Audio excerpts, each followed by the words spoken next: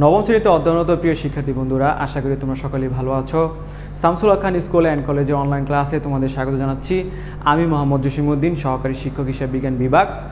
গত ক্লাসে আমি তোমাদের র্যামিলের যে প্রথম অংশটি আলোচনা করেছিলাম, আজকে আমরা দ্বিতীয় অংশটি আলোচনা করব।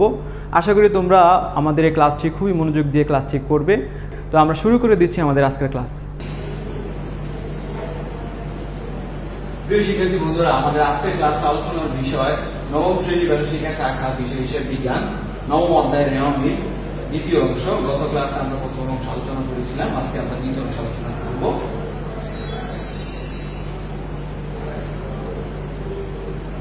প্রিয় শিক্ষার্থী বন্ধুরা, এই ক্লাস থেকে আমাদের শিক্ষণীয় বিষয়সমূহ হচ্ছে এক, র্যামিলের প্রশ্ন কি কি হতে পারে এই সম্পর্কে ধারণা, র্যামিলের বিভিন্ন ধরনের প্রশ্ন সমাধানের জন্য মৌলিক জ্ঞান, 3 বোর্ড বই সৃজনশীল প্রশ্নের ব্যাখ্যা সহ সমাধান। এই তিনটি বিষয় নিয়ে আমরা আজকে আলোচনা করব।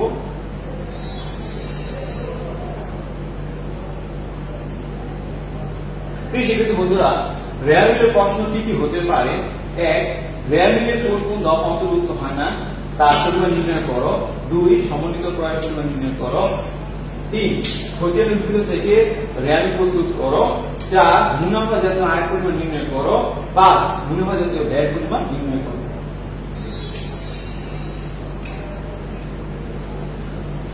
প্রিয় শিক্ষার্থী বন্ধুরা, দেখো 6 চলতি সম্পদের পরিমাণ নির্ণয় করো। 7 চলতি দায়ের পরিমাণ নির্ণয় করো। 8 মোট সম্পদের পরিমাণ নির্ণয় করো। 9 মোট দায়ের পরিমাণ নির্ণয় করো। 10 মূলধন জাতীয় ব্যয়ের পরিমাণ নির্ণয় করো। 11 মূলধন জাতীয় প্রাপ্তির পরিমাণ নির্ণয় করো। 12 মালিকানা শক্তির পরিমাণ নির্ণয় করো। আমরা এখন মুনাফা আয়ের পরিমাণ নির্ণয় করব। যে মুনাফা আয় কিভাবে নির্ণয় করা হয়, নিট বিক্রয়ের সাথে যোগ অন্যান্য আয়। আমরা জানি যে মুনাফা জাতীয় আয়ের যে কোনো নির্ণয় করার ক্ষেত্রে অবশ্যই আমাদের নিট বিক্রয় আগে নির্ণয় করতে হবে, এর সাথে আমরা অন্যান্য আয় যোগ করব। আমরা এখন জেনে নিই যে নিট বিক্রয় কিভাবে নির্ণয় করা হয়। নিট বিক্রয় নির্ণয় করার ক্ষেত্রে আমাদের বিক্রয়ের সাথে বিক্রয় ফেরত এবং বিক্রয়ের বার্তা বাদ দিতে হবে। অন্যান্য আয় বলতে আমরা বার্তা প্রাপ্তি, কমিশন প্রাপ্তি, বিনিয়োগের সুদ, উপভাড়া, শিক্ষক স্যালারি, ব্যাংক জমা সুদ, লভ্যাংশ প্রাপ্তি, এই সকল বিষয় আমরা বুঝে থাকি। মুনাফা জাতীয় ব্যয়, এই বিষয়টি খুবই একটা ইম্পর্টেন্ট বিষয়, তোমরা খুব গুরুত্ব দিয়ে পড়বে। মুনাফা জাতীয় ব্যয় নির্ণয় করার ক্ষেত্রে আমাদের বিক্রিত পণ্যের ব্যয়ের সাথে অন্যান্য পরোক্ষ খরচ যোগ করতে হবে। তাহলে বিক্রিত পণ্যের ব্যয় কিভাবে নির্ণয় করতে একটু জেনে নিই। পারমাণবিক মজুত পণ্যের সাথে নিট ক্রয় যোগ করতে হবে, ক্রয় সংক্রান্ত ব্যয়গুলো যোগ করতে হবে এবং সমাপনী মজুত পণ্য আমাদের বিয়োগ করতে হবে। নিট ক্রয় নির্ণয় করার ক্ষেত্রে আমাদের ক্রয় থেকে ক্রয় ফেরত এবং ক্রয় ভাড়া বাদ দিতে হবে। আর ক্রয় সংক্রান্ত যে ব্যয় বা প্রত্যক্ষ যে ব্যয়, এই বিষয়টি হলো যে ক্রয় পরিবহন, জাহাজ ভাড়া, কুলির মজুরি, জব চার্জ, আমদানি শুল্ক, এই সকল বিষয়গুলো কিন্তু আমাদের ক্রয়ের সাথে সম্পৃক্ত ক্রয় সংক্রান্ত ব্যয়। অন্যান্য পরোক্ষ খরচ বলতে আমরা যা বুঝি সেটা হলো পরিচালন ব্যয় যোগ অন্যান্য ব্যয়। পরিচালন ব্যয় হচ্ছে অফিস ব্যয় এবং বিক্রয় ব্যয়, দুইটি ব্যয় যে সমষ্টিগত হচ্ছিল পরিচালন ব্যয়। আমাদের এই বিষয়টি এখন থেকে জানতে হবে। অফিস ব্যয় বলতে অফিসের কর্মীদের বেতন, অফিসের ভাড়া, ভূমিহারি, বিমা স্যালারি, নিরীক্ষা ফিস, ডাক ও তার, ম্যানেজার কমিশন, মেরামত ব্যয়, বিদ্যুৎ বিল, টেলিফোন বিল, অবচয়, এই বিষয়গুলো হচ্ছে আমাদের অফিস ব্যয়। এবং বিক্রয় সংক্রান্ত যে ব্যয়গুলো রয়েছে, বিক্রয় পরিবহন, রপ্তানি শুল্ক, বিজ্ঞাপন, বিক্রয় কর্মীর কমিশন, অনাদি পাওনা বা কুলি, নমুনা পণ্যের ব্যয়, শোরুমের ভাড়া, এই বিষয়গুলো আমাদের হলো বিক্রয় সংক্রান্ত ব্যয়। অন্যান্য ব্যয় বলতে আমরা ঋণের সুদ, মূলধনের সুদ, ব্যাংক জমা অতিরিক্তের সুদ এবং বিবিধ ক্ষতিকে বুঝে থাকি। মূলধন জাতীয় ব্যয়ের পরিমাণ নির্ণয় করো। মূলধন জাতীয় ব্যয়ের পরিমাণ নির্ণয় করার ক্ষেত্রে অবশ্যই আমাদের মনে রাখতে হবে যে প্রতিষ্ঠানের যে স্থায়ী সম্পত্তিগুলো রয়েছে, এই স্থায়ী সম্পত্তিগুলো হচ্ছে আমাদের মূলধন জাতীয় ব্যয়। স্থায়ী সম্পদ বলতে আমরা এখানে প্রতিষ্ঠান আসবাবপত্র, ভূমি, দালান কোঠা, অফিস সরঞ্জাম, যন্ত্রপাতি, ইজারা সম্পত্তি, সুনাম, ট্রেডমার্ক, প্যাটেন্ট, এই সকল বিষয়কে আমরা বুঝে থাকি। চলতি সম্পদ শিক্ষার্থী বন্ধুরা, প্রশ্নের সময় চলতি সম্পদের কথা বলতে পারে। তা আমরা চলতি সম্পদগুলো একটু নির্ণয় করি। যে দেনাদার ও প্রাপ্য হিসাব, প্রাপ্য বিল, ব্যাংক জমা, হাতে নগদ, সমপরিমাণ পণ্য, অবৈধ মণিহারি, অগ্রিম ব্যয়সমূহ, বকেয়া আয় সমূহ, এগুলো হচ্ছে আমাদের চলতি সম্পদ। চলতি দায়ের ক্ষেত্রে আমাদের পাওনাদার প্রদেয় হিসাব, আমরা জানি যে পাওনাদার প্রদেয় হিসাব একই। প্রদেয় বিল, বকেয়া ব্যয়সমূহ, অগ্রিম আয় সমূহ, ব্যাংক জমা অতিরিক্ত অনুপরিচিত আয় অর্থাৎ অগ্রিম আয়, এই সকল বিষয় হচ্ছে আমাদের চলতি দায়। মূল্যযোগ্য প্রাপ্তির পরিমাণ, যদি প্রশ্নে মূল্যযোগ্য প্রাপ্তির পরিমাণ নির্ণয় করতে বলা হয় তাহলে আমরা অবশ্যই মূলধন, ঋণ গ্রহণ, ব্যাংক থেকে ঋণ গ্রহণ, বন্ধকি ঋণ অর্থাৎ অতিরিক্ত মূলধন বা মূলধন, এই দুটি বিষয় কিন্তু আমাদের মূলধন নিয়ে ধরা হয়। তো চারটি যে বিষয় রয়েছে আমরা মূল্যযোগ্য প্রাপ্তিতে এগুলো অন্তর্ভুক্ত করব। মালিকের স্বত্বের পরিমাণ নির্ণয় করো। প্রশ্নের সময় মালিকের স্বত্বের পরিমাণ নির্ণয় করতে হলে চাইলে আমরা মূলধনের সাথে মুনাফা যাতে আয় যোগ করব এবং মূল্যযোগ্য ব্যয়গুলো বিয়োগ করব এবং এর সাথে উত্তোলন আমরা বিয়োগ করব। আর এখানে নগদ, আয়কর, বিনিময় এই তিনটি বিষয়ে আমাদের উত্তোলন হতে পারে। তো আমরা মালিকের স্বত্ব নির্ণয় করার ক্ষেত্রে এই চারটি বিষয় আমরা মূলধন থেকে মূল্যের সাথে মুনাফা আয় যোগ করব, মুনাফা ব্যয় বিয়োগ করব, উত্তোলন বিয়োগ করব। আর সর্বোপরি আমাদের একটি কথা মনে রাখতে হবে যে র্যাম প্রস্তুত করার সময় আমাদের এই যে প্রাথমিক বা মৌলিক যে ধারণাটা রয়েছে অর্থাৎ ব্যয় সম্পদকে ডেবিট এবং আয় দায় মালিকের স্বত্বকে আমরা ক্রেডিট করব। আর ব্যয় সম্পদকে আমরা ডেবিট দিকে অন্তর্ভুক্ত করবো এবং আয় দায় মালিকের স্বত্বকে আমরা ক্রেডিট দিকে অন্তর্ভুক্ত করবো। এই বিষয়টি খুব একটা ইম্পর্টেন্ট বিষয়। তোমরা এই বিষয়টা ভালোভাবে আয়ত্ত করবে, মনে রাখবে। এই বিষয়টি মাথায় রেখে আমাদের র্যাম তৈরি করতে হয়। অবশ্যই এই জিনিসটি খেয়াল রাখবে। প্রিয় শিক্ষার্থী বন্ধুরা, সৃজনশীল প্রশ্ন এর সমাধান আমাদের পাঠ্যপুস্তক বইয়ে আমাদের যে প্রশ্ন রয়েছে তা 1 নম্বর যে সৃজনশীল, আমরা এই বিষয়টি এখন আমরা আলোচনা করবো। তোমরা খুবই মনোযোগ দিয়ে বিষয়টি দেখবে। আমরা এখানে একটি প্রশ্ন দেখতে পাচ্ছি আমাদের পাঠ্য বইয়ের প্রশ্ন 1, শিহাব এন্ড ব্রাদার্স 2017 সালের ডিসেম্বর মাসের উত্তরগুলো নিম্নরূপ। এখানে আমাদের র্যামিলের যে তথ্য দেওয়া রয়েছে আমরা প্রশ্নগুলো দেখে নিই। যে ক, শিহাব এন্ড ব্রাদার্স এর র্যামিলের কোন কোন দফা অন্তর্ভুক্ত হবে না তার মোট পরিমাণ নির্ণয় করো। খ, উপযুক্ত প্রতিবেদনের উদ্বৃত্ত ধারা শিহাব এন্ড ব্রাদার্স একটি র্যামিল প্রস্তুত করো। গ, উপযুক্ত তথ্য হতে মুনাফা জাতীয় আয় ও মুনাফা ব্যয়ের পরিমাণ নির্ণয় করো। আমাদের একটা প্রশ্ন তোমাদের বইয়ে দেওয়া আছে 1 নম্বর প্রশ্নে। তো আমরা কতে আমরা এখন আলোচনা করি।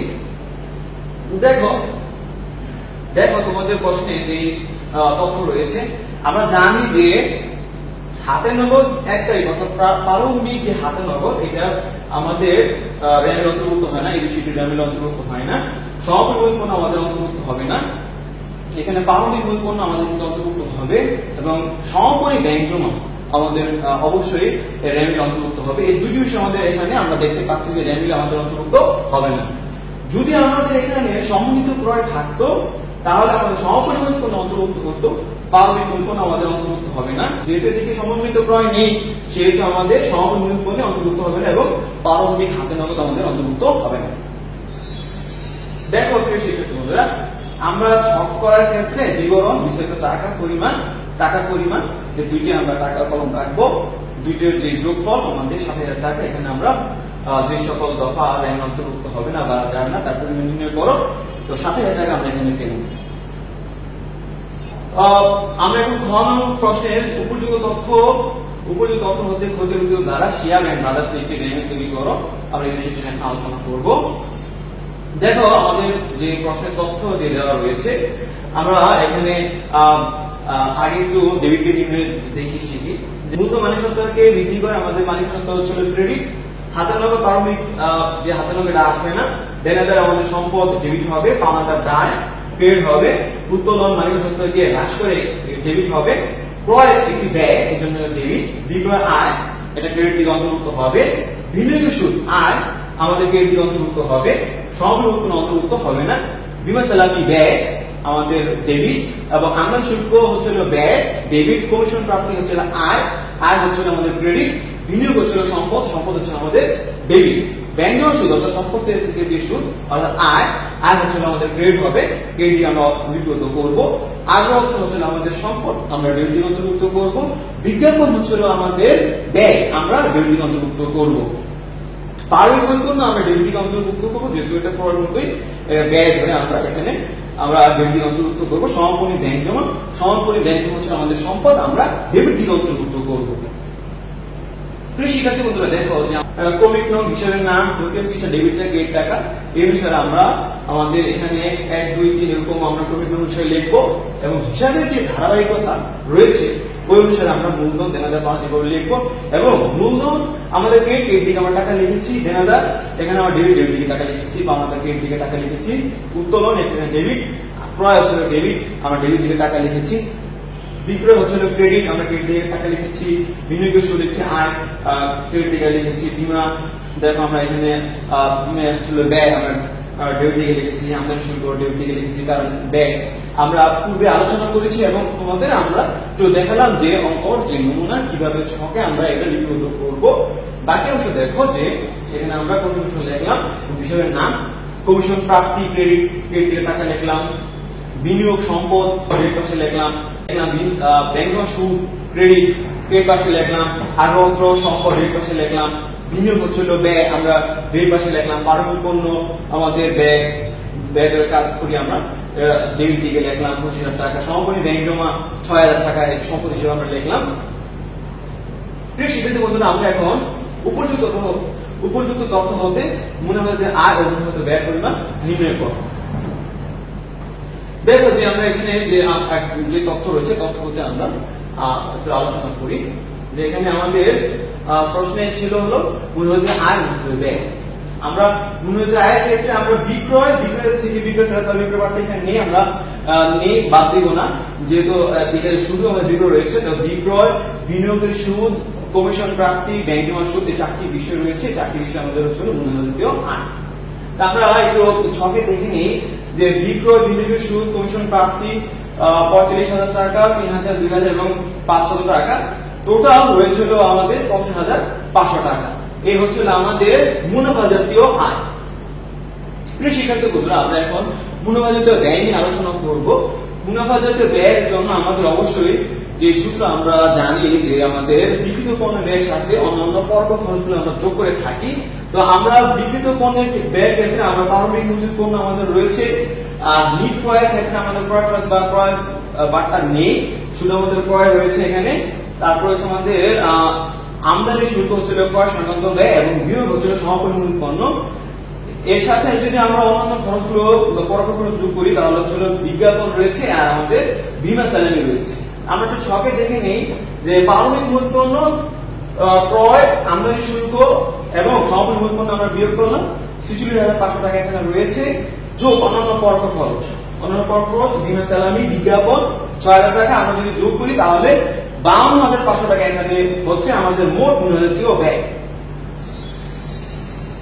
প্রিয় শিক্ষার্থী বন্ধুরা, আমরা এখন দ্বিতীয় যে সৃজনশীল প্রশ্ন রয়েছে আমরা এই প্রশ্নটি নিয়ে আলোচনা করব।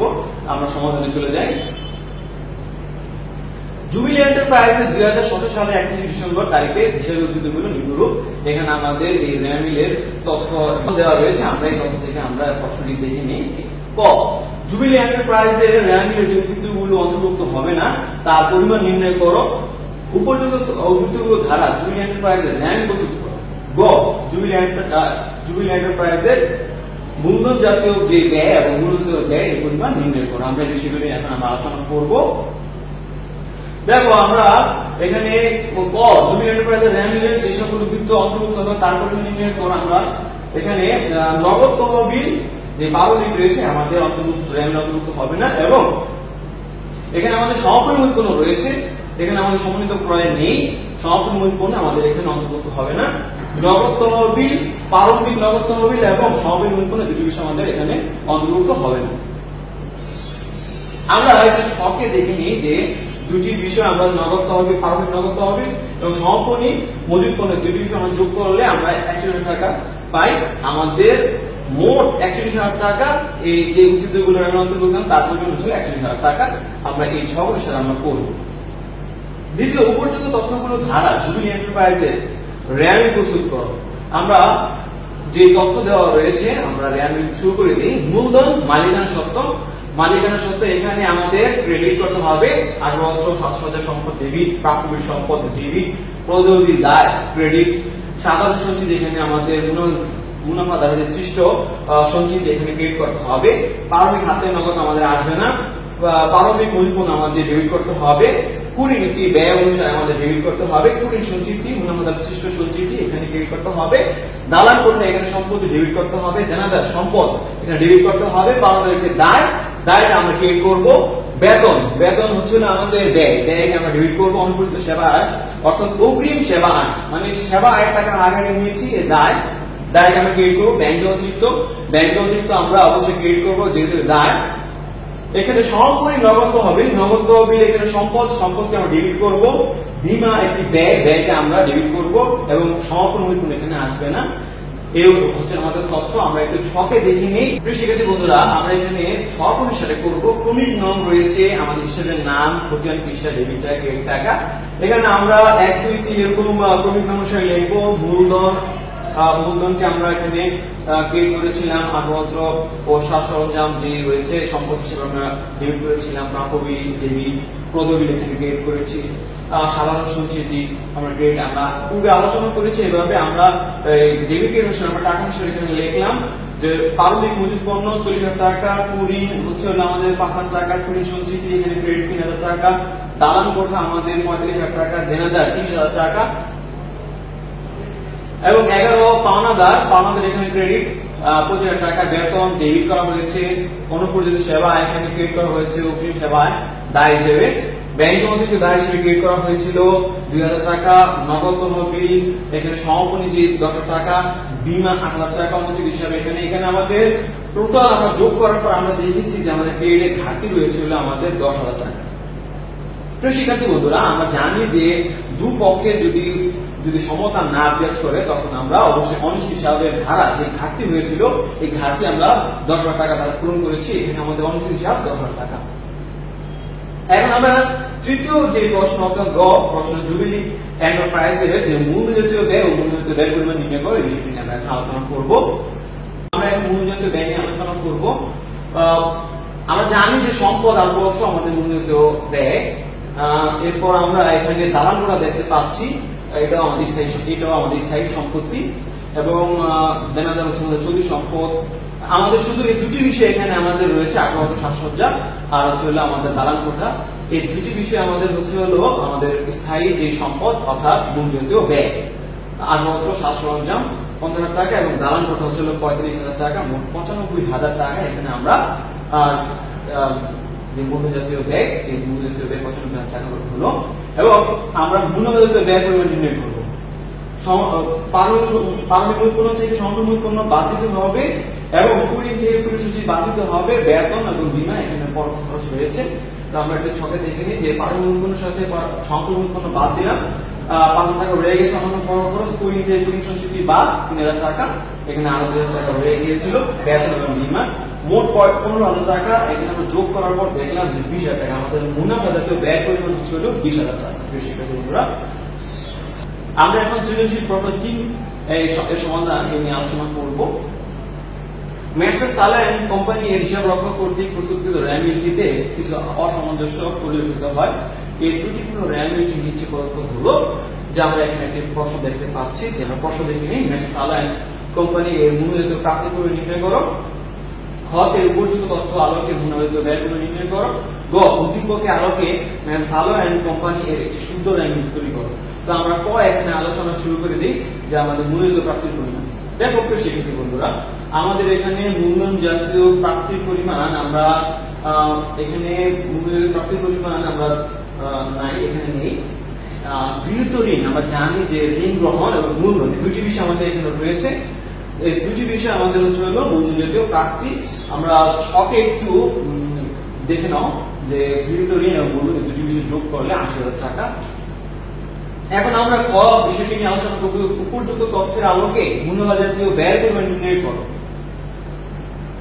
মুনাফা জাতীয় ব্যয় আমরা জানি যে প্রারম্ভিক মজুদ পণ্য যোগ নিট ক্রয়ের ক্ষেত্রে ক্রয় রয়েছে এখানে, আর এখানে রয়েছে আমাদের বই ফেরত অর্থাৎ ক্রয় ফেরত। তো ক্রয় ফেরত থেকে ক্রয় ফেরত আমরা বাদ দিব এবং ক্রয় সংক্রান্ত ব্যয় জাহাজ ভাড়া রয়েছে। আর এখানে আমরা এই টোটাল যে পরিমাণ রয়েছে এর সাথে আমরা সমাপনী মূল পণ্য এখানে সমাপনী উৎপন্ন নেই, সমাপনী উৎপন্ন থাকলে আমরা বাদ দিলাম। এবং অন্যান্য পরোক্ষ যে খরচ আমাদের হচ্ছিল বেতন, মণিহারি এবং সন্দেহজনক যে দেনা সঞ্চিতি রয়েছে আমরা কুড়ি থেকে বাদ দিব। তো আমরা এটা ছকে দেখে নিই যে পারমাণবিক পণ্য আমাদের 34,000 টাকা হয়েছিল, ক্রয় থেকে ক্রয় ফেরত বাদ, তা আমাদের 94,000 টাকা এখানে আরো রয়ে গিয়েছে। জাহাজ ভাড়া, ক্রয় সংক্রান্ত ব্যয়, অন্যান্য পরোক্ষ খরচ, বেতন, বরাদ্দকৃত বাট্টা, মণিহারি, কুড়ি থেকে আমরা সন্দেহজনক দেনা সঞ্চিতি এখানে আমরা বাদ দিব। বাদ দিয়ে আমরা আমাদের এখানে 1,000 টাকা হয়েছিল। তো টোটাল আমাদের 28,000 টাকা এবং আগে 1,33,000 টাকা, মোট 1,61,000 টাকা আমাদের হয়েছিল মূল্যজাতীয় ব্যয়। আমরা এখন উদ্দীপক আলোকে মেসেজ সালো এন্ড কোম্পানি একটি শুদ্ধ রেভিনিউ প্রস্তুত করব।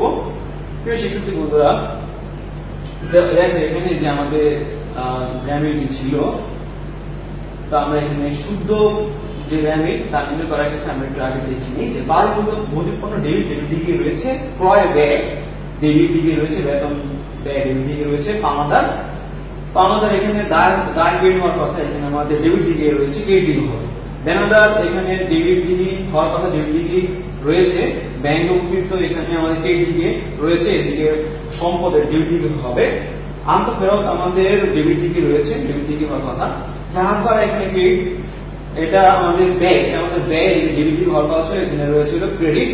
প্রদত্ত বিল এখানে আমাদের দায় হওয়ার কথা, যেহেতু দায় ক্রেডিট হওয়ার কথা, কিন্তু এখানে ডেবিট দিকে রয়েছে, আমরা অবশ্যই এটা ক্রেডিট দিয়ে করব।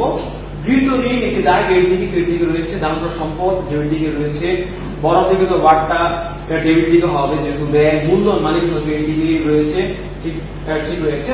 বিক্রয় একটি আয় ক্রেডিট দিকে রয়েছে, বই ফেরত, ক্রয় ফেরত ক্রেডিট দিকে হবে। মণিহারি হচ্ছে আমাদের ব্যয়, ডেবিট দিকে হবে। কুড়ি একটি ব্যয়, ডেবিট দিকে হবে। সন্দেহজনক দেনা সঞ্চিতি আমাদের ক্রেডিট দিকে হবে, যেহেতু সৃষ্ট সঞ্চিতি ক্রেডিট দিকে হয়, ক্রেডিট দিকে হবে, এখানে ক্রেডিট দিকে রয়েছে, আমরা ক্রেডিট দিকে করবো। পারমাণবিক পণ্য 34,000 টাকা, ক্রয় 1,00,000 টাকা, বেতন 12,000 টাকা, পাওনাদার ক্রেডিট 40,000 টাকা, দেনাদার 16,000 টাকা ডেবিট, ব্যাংক উদ্বৃত্ত 35,000 টাকা ডেবিট, আন্তঃফেরত 3,000 টাকা ডেবিট, জাহাজ ভাড়া 5,000 টাকা, প্রদত্ত বিল এখানে আমাদের পেড 20,000 টাকা, গৃহীত ঋণ 13,000 টাকা, দালাল কোঠা 55,000 টাকা, বরাদ্দকৃত বাট্টা 10,000 টাকা ডেবিট, মূলধন এখানে ক্রেডিট 67,000 টাকা, বিক্রয় 1,40,000 টাকা ক্রেডিট, বই ফেরত এখানে ক্রেডিট 6,000 টাকা, মণিহারি 5,000 টাকা, কুড়ি 9,000 টাকা এখানে ডেবিট, সন্দেহজনক দেনা সঞ্চিতি ক্রেডিট 1,000 টাকা। আমাদের মোট যে দোনো পাশের যে যোগফল 2,94,000 টাকা হয়েছে, অর্থাৎ আমাদের দোনো পাশ মিলে গিয়েছে, আমাদের হচ্ছে লেখা হবে না। তো আমরা যে অশুদ্ধ রেভিনিউ ছিল তার শুদ্ধ করলাম। আমরা এখন সৃজনশীল প্রশ্ন 4 এর সমাধান নিয়ে আলোচনা করব। সিরামিক্স ব্যবসায়ের গাণিতিক সুবিধা আছে উদ্দেশ্যে 2017 সালের 31 ডিসেম্বর তারিখে নিম্নলিখিত উদ্বৃত্ত তথ্য সরবরাহ করে হিসাবে এখানে নাম রয়েছে, টাকা হিসেবে নাম, টাকা এখানে যে প্রশ্ন দেওয়া রয়েছে, ওই সিরামিক্সের রেভিনিউ মোট কত টাকা রেভিনিউ অন্তর্ভুক্ত হবে না, তারপর নির্ণয় করো। খ উপযুক্ত তথ্যের আলোকে ওই সিরামিক্সের রেভিনিউ প্রস্তুত করো। গ উপযুক্ত তথ্যের আলোকে মূল্যবাধিত আয় ও ব্যয়ের পরিমাণ নির্ণয় করো। এই তিনটি প্রশ্ন এখানে রয়েছে। তা আমরা প্রথম যে প্রশ্ন যে র্যামের মোট কত টাকা অন্তর্ভুক্ত হবে তারপর নির্ণয় করো, এই বিষয়টি আলোচনা করি। এখানে আমরা ব্যাংক জমার যে উদ্বৃত্ত 1 তারিখ, অর্থাৎ আমাদের যে প্রারম্ভিক ব্যাংক জমা, এখানে আমাদের রেভিনিউ অন্তর্ভুক্ত হবে না। এবং আমরা এখানে দেখতে পাচ্ছি যে সমাপনী মজুত পণ্য, এই দুটি বিষয় আমাদের রেভিনিউ অন্তর্ভুক্ত হবে না। এখানে প্রারম্ভিক মজুত পণ্য অন্তর্ভুক্ত হবে এবং সমাপনী ব্যাংক জমা আমাদের দুটি বিষয় কিন্তু অন্তর্ভুক্ত হবে, আর এই দুটি অন্তর্ভুক্ত হবে না। আমরা সকেটে দেখে নিই যে বিস্তারিত টাকা 15,000 টাকা এবং 22,000 টাকা, মোট 37,000 টাকা এখানে রয়েছে, রেভিনিউ অন্তর্ভুক্ত হবে না।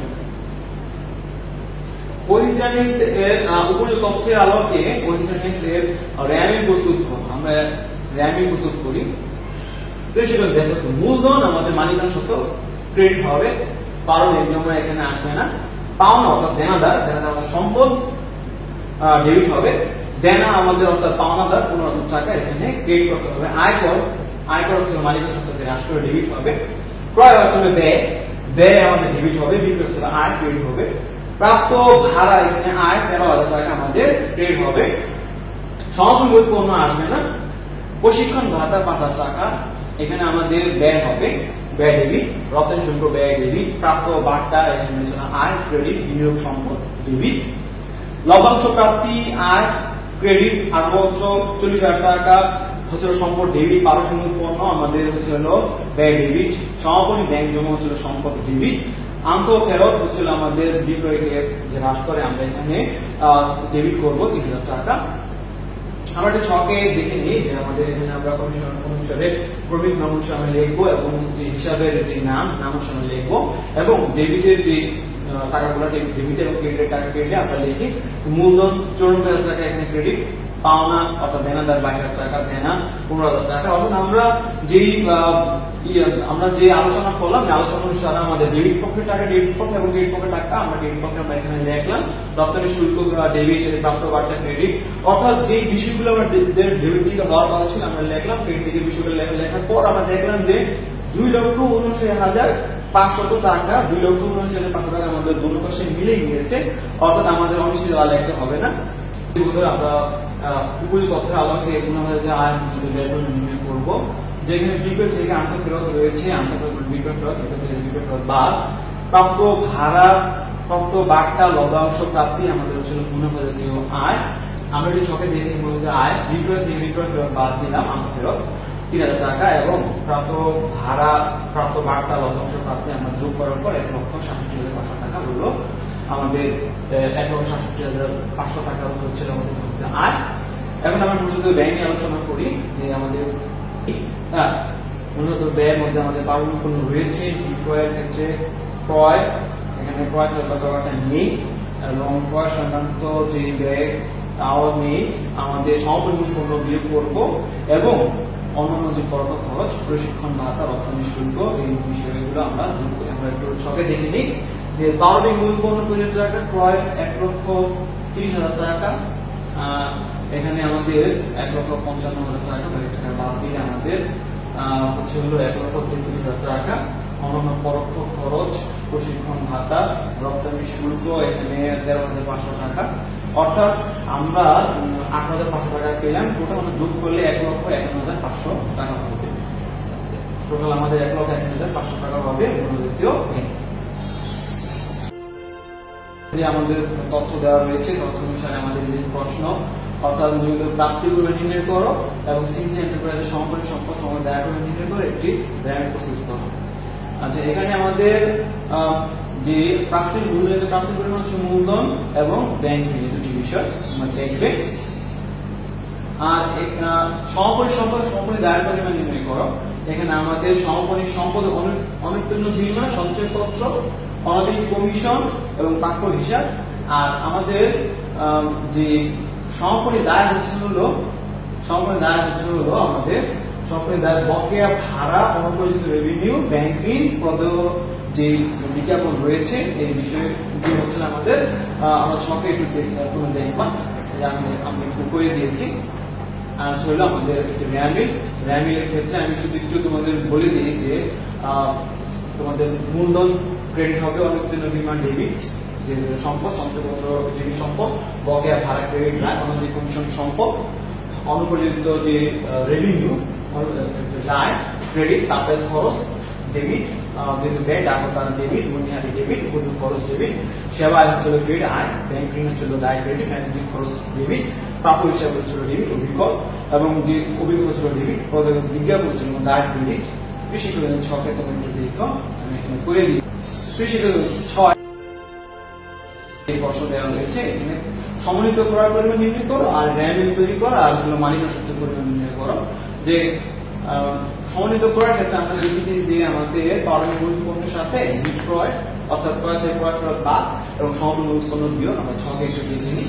দেখো ছকে এখানে পারমাণবিক পণ্যের সাথে বিক্রয় এবং সমাপনী পণ্য বাদ দেওয়ার পরে 2,65,000 টাকা রয়েছে। আর হচ্ছে আমাদের র্যামিলের ক্ষেত্রে মূলধন মালিক সত্ত্ব এখানে ক্রেডিট, নগদ সম্পদ ডেবিট, বিক্রয় ক্রেডিট, উত্তোলন হচ্ছিল ডেবিট, বহির্গত ছিল আমাদের ক্রেডিট, অগ্রিম প্রাপ্ত ভাড়া ছিল দায় ক্রেডিট, অগ্রিম বীমা সম্পত্তি ডেবিট, মজুত পণ্য ব্যয় এখানে ডেবিট, আন্ত যে ফেরত রয়েছিল ডেবিট, মধ্যবিহীন দায় ক্রেডিট করা হচ্ছিল ডেবিট, প্রাপ্য হিসাব হচ্ছিল আমাদের ডেবিট সম্পদ, ভবিষ্যৎ যে তহবিল এখানে সৃষ্ট হলেও কি আমাদের ক্রেডিট, আয়কর ডেবিট মানে হ্রাস করে। বিপরীত বিজ্ঞাপন হচ্ছে সম্পদ, সমপরিমাণ পণ্য এখানে আমাদের আসবে না, এখানে আমাদের আসবে না। আর পদ হিসাব আমাদের হচ্ছিল ক্রেডিট। এখানে তোমরা যে ছকে অঙ্কটি করে যাওয়া আছে ছক দেখবে। আমাদের এখানে অনিশ্চিত হয়নি, আমাদের টোটাল 8,70,000 টাকা হয়েছিল। আর আমাদের মালিকানা সত্ত্বের পরিমাণের ক্ষেত্রে মূলধন এবং আমাদের মনে রাখবে মালিকানা সত্ত্বের ক্ষেত্রে মূলধনের সাথে মূল্যের আয় যোগ, অর্থাৎ বিক্রয় থেকে আমাদের এই বিক্রয় ফেরত বাদ দিলে যে বিষয়টি হয় এর সাথে আমাদের যে এখানে আয় নেই, বিক্রয় থেকে আমাদের বিক্রয় ফেরত বাদ। আর এখানে হচ্ছে আরেকটি বিষয় তোমরা মনে রাখবে যে এই বিষয়টি নির্ণয় করার ক্ষেত্রে মূলধনের সাথে মূল্য হচ্ছে আয় যোগ এবং মূল্যিত ব্যয় বিয়োগ। এই ক্ষেত্রে আমরা একটা ছকে দেখিনি যে মূলধনের সাথে দেখো বিক্রয় ফেরত আমরা বাদ দিলাম। আর এখানে আমাদের বিক্রিত পণ্যের ব্যয়ের ক্ষেত্রে সর্বমূল পণ্য এর সাথে ক্রয় এবং ক্রয়ের সাথে বাদ দেওয়ার পর সর্বমূল পণ্য বিয়োগ করার পর 3,81,000 টাকা রয়েছে এবং আমাদের উত্তোলন যে আয়কর এবং উত্তোলন রয়েছিল তা বিয়োগ করার পর এখানে আমাদের 3,56,500 টাকা হলো আমাদের মালিকানা, সমপরিমাণ মালিকানা সম্পদ। শিক্ষার্থী বন্ধুরা, এখন আমরা বাড়ির কাজ আলোচনা করি যে এক র্যামিলে বিভিন্ন ধরনের যে প্রশ্ন সমাধানের মৌলিক বিষয় আমরা আলোচনা করেছিলাম, এই বিষয়গুলো তোমরা ভালো করে আবার পড়বে দেখবে। দুই, বোর্ড বইয়ের সৃজনশীল যে প্রশ্ন রয়েছে আলোচনা করেছি, এগুলো আবার তোমরা ভালো করে দেখবে, এগুলো অবশ্যই খাতায় পড়বে, নোট করবে। প্রিয় শিক্ষার্থী বন্ধুরা, আমরা আমাদের যে ক্লাসটি করলাম আশা করি তোমরা ভালোই বুঝতে পেরেছো। তো এই ক্লাসটি তোমরা আরও ভালো করে দেখবে, মনোযোগ দিয়ে বারে বারে প্র্যাকটিস করবে এবং যে শক্ত বিষয়গুলো রয়েছে তোমাদের যে বইয়ের সৃজনশীল আমরা আলোচনা করলাম এগুলো অবশ্যই খাতা কলমে করবে।